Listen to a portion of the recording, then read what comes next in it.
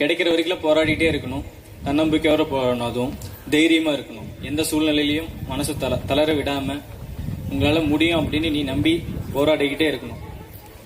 So அந்த மாதிரி நீ அதை பண்ண பண்ண பண்ண பண்ண ஆட்டோமேட்டிக்காக உன்னோட கோலை நோக்கி நீ அச்சீவ் பண்ண முடியும்.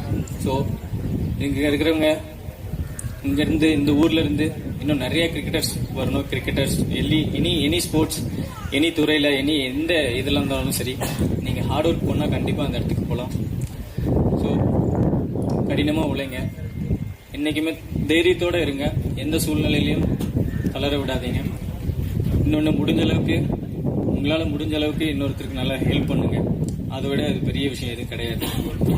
உங்களால் முடிஞ்சது ஒரு வழிகாட்டியாக இருக்கிறது ரொம்ப நல்ல விஷயம். அது ஏன் நான் எல்லா இடத்துலையும் சொல்லுவேன்னா, இப்போ நான் பண்ணுறோம் அதை சொல்கிறோம் அப்படிங்கிறதுனால இல்லை. இங்கேருந்து 4 பேர் பெரிய இடத்துக்கு போனால் நம்மளும் கஷ்டப்பட்டு வந்தால் 4 பேர் கஷ்டப்படுறாங்க, அங்கேருந்து ஒரு 4 பேர் போனால் அவங்களோட தலைமுறையே மாறிடும். ஸோ அந்த மாதிரி ஒரு சக்ஸஸ் பண்ணி நீ அதை அதில் இன்னொருத்தருக்கு பண்ணுறப்போ அதில் கிடைக்கிற ஒரு சந்தோஷம் வேறு எதுலையுமே கிடைக்காது. நீங்கள் எங்கே போனாலும் அது உங்களுக்கு கிடைக்கவே கிடைக்காது. ஸோ அதனால் நான் அதை சொன்னேன். எங்கேயுமே கடந்த வந்த விஷயங்களையும் மறக்கக்கூடாது. கீழேருந்து எங்கே போனோமோ அங்கே தூக்கி விட்டுங்களை அன்றைக்கி மறக்கக்கூடாது. அது ஒரு நல்ல விஷயம். தன்னம்பிக்கையோடு எடுங்க, கடினமாக உழைங்க, விடாமுயற்சியோட போராடுங்க. கண்டிப்பாக நீங்கள் நினச்சது சக்ஸஸ் பண்ணலாம். ஸோ இந்த வாய்ப்பு கொடுத்ததுக்கு ரொம்ப நன்றி. உங்களை பார்த்தது ரொம்ப ரொம்ப சந்தோஷம். எனக்கு இந்த எழுதி வச்சுலவோ இது பண்ணவோ தெரியாது, எனக்கு மனசில் போட்டதை ஆன்சர் ஸ்பாட்டில் சொல்லிடுவேன்.